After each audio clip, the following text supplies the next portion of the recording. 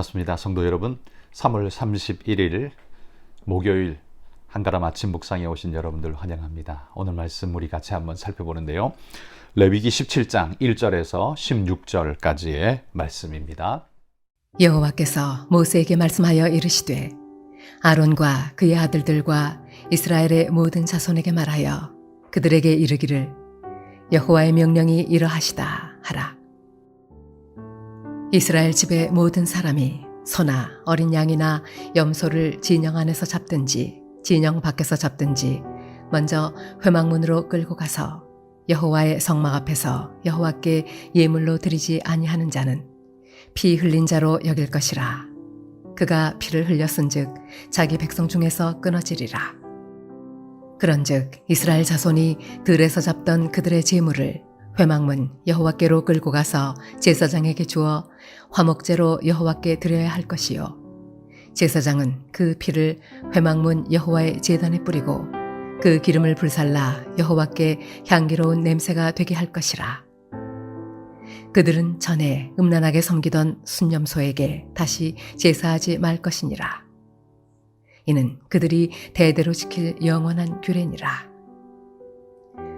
너는 또 그들에게 이르라.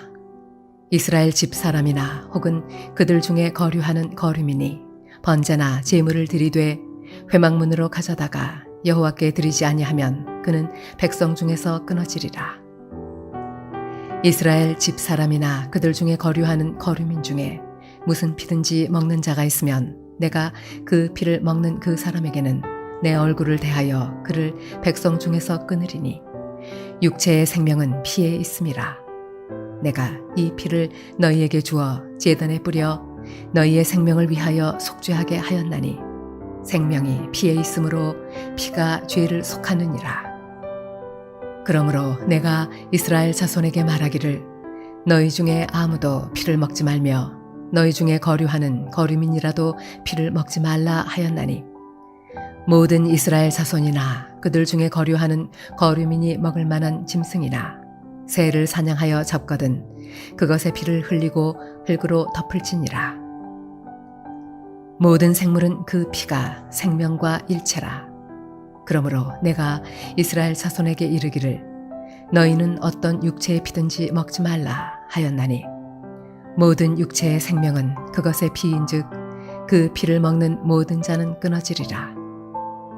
또 스스로 죽은 것이나 들짐승에게 찢겨 죽은 것을 먹은 모든 자는 본토인이거나 거류민이거나 그의 옷을 빨고 물로 몸을 씻을 것이며 저녁까지 부정하고 그 후에는 정하려니와 그가 빨지 아니하거나 그의 몸을 물로 씻지 아니하면 그가 죄를 담당하리라. 자, 오늘 말씀은 우리가 재물을 잡을 때 뿐만 아니라 고기를 잡을 때 어디서 잡아야 하는가 장소를 하나님이 설정해 주시며 더불어 피에 대한 이야기를 함께 하고 있는 내용을 우리가 보게 됩니다. 자, 오늘 메시지는 딱 두 가지 이야기를 전하고 있습니다. 첫 번째는 1절부터 9절까지 나오는 말씀에 회막 앞에서 고기를 반드시 잡아야 한다라는 메시지 내용입니다. 이 말씀은 제사를 지낼 때 하나님 앞에 드리는 제물에 대해서 바깥에서 고기 잡아가지고 들고 와서는 안 된다. 물론 이 말도 당연히 그런 말이긴 합니다만 이 말은 제물에 드려지는 제사용 제물뿐만 아니라 일반 식용으로 잡는 고기까지도 함부로 아무 데서나 들판에서 이렇게 마구잡이로 때려잡지 말라라는 겁니다. 그러면 그 모든 고기를 어디서 잡아야 하느냐? 하나님의 회막 앞에 나와서 거룩한 곳에서 잡으라라고 말합니다. 이유가 뭘까요? 거기에는 여러 가지 이유가 있습니다. 한번 생각해 보시면 그럼 고기 먹고 싶을 때마다 회막에 가야 되나? 이런 생각이 들죠. 사실 광야 생활에서는 이 말씀이 그대로 적용되었습니다. 그래서 광야 생활 동안에는 그들은 성막을 중심으로 뺑 둘러서 진을 치고 살았기 때문에 성막으로 나아가는 것이 그리 어려운 일이 아니었습니다. 그래서 이 명령은 광야에 있는 동안 그들에게 유효한 말씀으로 주어졌고요. 그러나 가나안에 들어가고 난 다음에는 이스라엘이 곳곳에 뿔뿔이 자기 유업으로 받은 그 조상의 땅, 그 분배받은 땅에서 함께 떨어져서 살기 때문에 지정된 한 곳까지 나아가는데 굉장히 많은 시간이 걸리겠죠. 그럼 고기 한번 먹으려고 수일을 걸어가서 고기 먹고 돌아와야 되는 이런 상황이 벌어진다면 굉장히 아이러니가 아닐 수 없지요. 그래서 이 말씀은 광야에 있는 동안 그들은 지켜지고 그 다음에 가나안 땅에 들어간 이후에는 그들은 그곳 거처하는 곳에서 잡되 정결한 예법을 따라서 그렇게 잡을 것을 그들에게 명령하셨습니다. 그래서 오늘 말씀은 모세가 이스라엘 백성에게 광야 생활 동안 명령하신 말씀이기 때문에 이 말씀을 우리가 한번 주목해 봅시다. 제사용으로 잡든 식용으로 잡든 광야 생활 중에 고기를 먹고자 한다면 혹은 제사를 드리고자 한다면 피를 흘리고자 한다면 반드시 회막 앞에서만 해야 한다라는 것입니다. 이유가 뭘까요? 이유는 세 가지 정도 있을 것 같습니다. 첫 번째는요. 피 흘린 죄를 지지 않기 위해서 반드시 우리는 피를 회막 앞에서 정당한 목적으로 고기를 잡는 그 피 흘리는 예식을 통해야 한다라고 말하는 겁니다. 아무 데서나 뒤에서 마구잡이로 죽이고 사륙을 일삼는 건 하나님께서 결코 원하는 일이 아니라는 거죠. 아무리 짐승이라 할지라도 아무 데서나 피를 흘리며 잡아 죽이는 일은 하나님께서 금하신 일이라는 거죠. 사실 고대인들에게 있어서 이 고기를 먹는다는 일이 그리 흔한 일이거나 쉬운 일은 아니었을 겁니다. 특별히 광야 생활 동안 있는 이들에게는 이게 결코 쉬운 일은 아니었겠죠. 하늘의 만나를 먹고 메추라기를 먹여주시는 하나님의 은혜로서는 그게 가능했지만 이게 하나님 앞에서 이스라엘 백성들이 지켜야 할 첫 번째 이유는 피를 아무 데서나 흘리지 못하도록 하는 명령 때문에 하나님이 이 명령을 주셨다라는 것, 이것이 첫 번째 이유일 것 같고요. 두 번째 이유는 또 있습니다. 피와 기름은 오직 하나님의 것이다 라는 사실을 하나님께서 명확히 명시하기 위해서입니다. 아무 데서나 잡으면 피를 아무 데서나 흘리게 되는 일, 이거 하나님 앞에 죄될 뿐만 아니라요. 짐승의 기름진 부위는 하나님의 것이다 라고 말하는데 그 기름진 부위를 함부로 섭취하고 먹음으로써 하나님 앞에 영광을 가리고 누를 끼치는 일, 이런 일을 행하지 않도록 하기 위해서 하나님께서 그들에게 이렇게 명령하는 겁니다. 그럼 식육으로 드려지는 고기는 어떡합니까? 피와 기름을 하나님께 드린 이후에 고기를 그들이 취할 수 있었습니다. 그래서 이 피와 고기 하나님에게 속한 이걸 함부로 절대로 누구도 손댈 수 없도록 하나님이 명시하셨다는 거죠. 세 번째 이유는 또 이게 있습니다.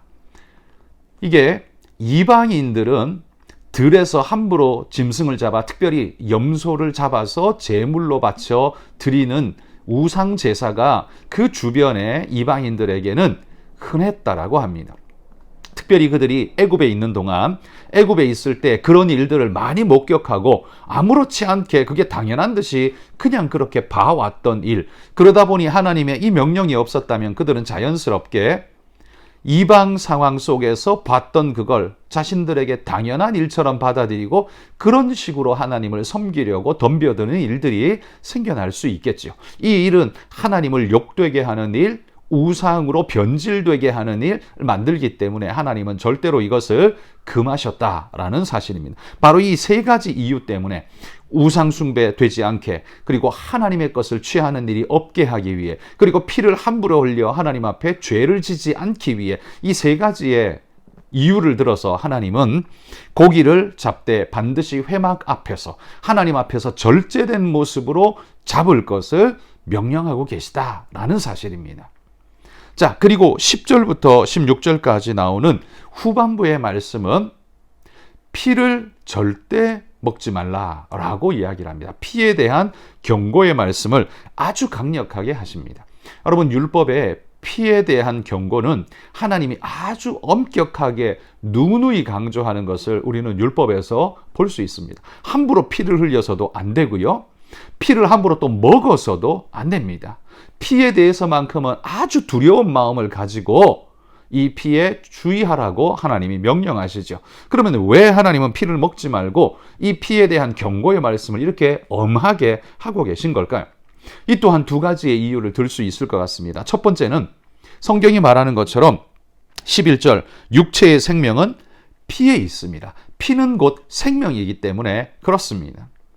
그 누구도 그 생명을 함부로 취하여 먹어버리는 자, 그래서 생명이 자기의 어떤 자원이 되는 것처럼 생명을 집어삼키는 자 없게 해야 한다라는 겁니다. 여러분, 생명의 주권자는 누구십니까? 오직 하나님 외에 없습니다. 그렇기 때문에 하나님은 이스라엘 백성에게 절대로 생명을 너희 자신이 어떻게 할 수 있다라고 생각지 말라라는 거죠. 너희들이 함부로 생명을 취하거나 먹거나 어찌할 수 있다라고 생각하지 말고 그 생명은 반드시 하나님에게 소속되어 있는 것이며 하나님의 뜻 안에서만 그것이 가능하다는 사실을 그들에게 가르치기 위해서 하나님은 이 생명이 피에 있다는 사실, 피는 생명이라는 사실을 그들에게 강하게 말씀하고 계시는 거죠. 두 번째 이유는 생명을 먹는 것, 피를 먹는 것은 생명을 먹는 것이 되기 때문에 이걸 절대 금지하고 있다는 겁니다. 생명을 취하는 건 오직 하나님의 몫이라 했습니다. 그건 하나님만의 유일한 하나님의 권한이고 하나님의 뜻입니다. 여러분, 피를 함부로 우리가 먹고 취하게 되면 어떻게 됩니까? 어떤 일이 벌어질까요? 그렇게 되면 그들이 번제단에서 속죄 제사로 드려지는 피의 가치도 함께 아주 떨어지고 격화되어지게 될 겁니다. 나 뭐 밖에서 나도 피 쉽게 취해. 내 마음대로 할 수 있어. 그런데 뭐 여기서 드리는 피, 뭐 이게 뭐라고 이런 생각을 할 수 있지 않겠습니까? 하나님은 피는 곧 생명을 대표하는 것이기 때문에 생명을 함부로 할 수 없도록 하기 위해서 이 명령을 주실 뿐만 아니라 이 피로 통해 대속의 역사를 하나님께서 이루시고자 하는데 이 피를 경히 여기고 함부로 행하게 된다면 주님의 대속 사건마저도 함부로 하고 경히 여기는 일들이 벌어질 수 있는 거죠. 이건 하나님이 결단코 원하는 일이 아니시라는 사실입니다. 그래서 하나님의 예배가 침해되지 않도록, 하나님의 제사가 폄훼되지 않도록, 하나님 앞에 드려지는 피의 생명 가치가 약화되지 않도록 하기 위해서 하나님은 반드시 피는 손대지 못하도록, 피는 오직 하나님의 것이라는 사실을 그들에게 말씀해 주시는 겁니다. 그래서 오늘 우리는 두 가지의 사실을 살폈습니다. 회막 앞에서만 고기를 잡으라. 제물이든 식용이든 회막 앞에서만 잡으라 라는 명령과, 두 번째는 피는 결단코 먹지 말라, 취하지 말라, 그건 생명이다 라고 하나님이 말씀하시는 두 가지 사건을 우리가 살펴봤죠. 저는 이것을 우리 삶에 적용하면서 이렇게 이야기를 하고 싶습니다. 첫 번째, 하나님의 것을 함부로 취하지 말라. 하나님의 것은 하나님께 드리라 라는 거죠. 주님께서도 말씀하셨죠. 가이사의 것은 가이사에게, 하나님의 것은 하나님에게. 네가 이게 하나님께 속한 거라고 믿느냐? 그렇다면 반드시 하나님께 드리라 라고 지금 말씀하는 겁니다. 하나님 거란 걸 알면서도 내가 취하게 되면 어떻게 됩니까? 아나니아와 삽비라 같은 모습이 나타나는 거죠. 하나님의 심판이 주어지고 그가 죄를 짊어지게 되는 끔찍한 일이 그들에게 벌어지게 되는 겁니다. 이것이 습관화되어지면 신앙은 무너지고 우상숭배적인 모습이 나타나서 이름으로는 하나님을 부르는데 삶의 자세와 모습으로는 우상숭배로 가득한 그런 모습, 부패한 모습이 날 수밖에 없다는 겁니다. 여러분, 하나님의 것은 하나님께 드리시기를 바랍니다. 이거 침해하는 것은 세상 사람들은 그거 다 내 거라고 말하지만 그리스도인들은 하나님께 드려진 존재, 첫 것은 모두 하나님의 것, 하나님이 내 생명의 대속자라는 걸 인정하는 사람들은 다르게 살아야 합니다. 하나님의 주권을 인정하는 삶이 주님의 것을 인정하는 삶으로 나타나게 되는 겁니다. 두 번째는요, 생명은 주께 속한 것이라는 사실을 명확히 인식해야 합니다. 그래서 생명을 함부로 다루는 일은 절대로 없어야 합니다. 여러분, 그래서 그리스도인들에게는 살인이 허용되지 않습니다. 오직 유일하게 허용되는 건 나라 국가를 지키기 위해 전쟁에 동원되어진 국가를 방어하기 위한 군사로서 출전할 때에만 허락되어진 것이지 함부로 개인적으로 살인을 저지르는 일, 이건 절대로 하나님이 원하시지 않습니다. 그래서 그리스도인들은 절대로 살인을 일삼아서는 안 되는 거지요. 바로 그 연장선에서 생명, 자살도 마찬가지입니다. 그 생명의 주권자가 내가 아니라는 사실을 인정한다면 내 생명을 내 마음대로 끊는 것도 옳은 일이 결코 될 수 없습니다. 하나님의 것에 대한 침해가 되는 거죠. 이건 마치 피를 마시는 것과 마찬가지 아니겠습니까? 이건 내 거, 내 생명은 내 거라는 의미로 취하게 되는 이 일은 하나님께 허물이 되고 죄가 된다는 겁니다. 여러분, 두려워 떠는 마음으로 피에 대해서, 생명에 대해서 경외심을 가지고 대해야 하는 것이 바로 그리스도인이라는 사실을 잊지 마십시오. 마지막으로는요, 이 모든 말씀이 결국 뭘 말해줍니까? 이방처럼 살지 말라는 겁니다. 함부로 살지 말라는 겁니다. 절제 있는 삶을 살라라는 명령을 지금 하고 있다는 사실을 우리가 배워야 합니다. 여러분, 당부하기는 그리스도인이 세상의 유기를 살고 하루를 교회에 오다 보니까 인생의 중심점이 세상에 가 있고 직장에 가 있는 그런 일들이 허다합니다. 여러분, 그리스도인이라면 비록 내가 하루를 교회 간다 할지라도, 그러나 우리는 매일을 하나님 말씀 앞에 선다는 사실을 기억하고 하나님의 말씀대로 사는 삶이 나를 사로잡아야지 세상적 삶의 패턴과 모습이 그 중심점과 구심점이 세상이 되어서 그렇게 끌려가며 살게 되면 우리가 어떻게 돼요? 들에서 함부로 짐승을 잡고 우상 숭배하던 자들의 습관을 그대로 받아들인 모습과 동일하게 되어지는 것입니다. 그러므로 여러분이 그리스도인이라면 여러분의 삶의 자세와 중심이 바뀌어야 합니다. 세상 사람들이 다 그렇게 한다 할지라도 우리는 그렇게 할 수 없습니다. 왜? 우리는 하나님을 인정하고 하나님이 내 삶의 중심이요 주인이시라는 걸 인정하기 때문입니다. 여러분이 이걸 인정한다면 율법이 어떻게 기록했느냐, 세상이 뭐라고 말하느냐, 교회에서 뭐라고 말하느냐, 여러분 그런 거 다 차치하고 하나님 앞에서 내가 어떻게 살 것인가 말씀대로 돌아보십시오. 그리고 그 말씀대로 살아가십시오. 세상이 내 기준이 아니라는 것 말로만 떠들지 말고 삶으로 진짜 살아내어서 매 순간순간 하나님께 영광 돌리는 믿음의 일꾼이 되시기를 주의 이름으로 축복합니다. 여러분, 오늘 기도하실 때에는요, 감비아의 한병희 김현희 선교사님 위해서 기도해 주십시오. 안식년으로 들어와 계신데 건강을, 또 다음 사역을 위한 준비를 잘 하실 수 있도록 은혜와 은총 더해달라고, 감비아 땅 축복해달라고 기도해 주시기 바랍니다. 우리 같이 한번 잠깐 기도하겠습니다.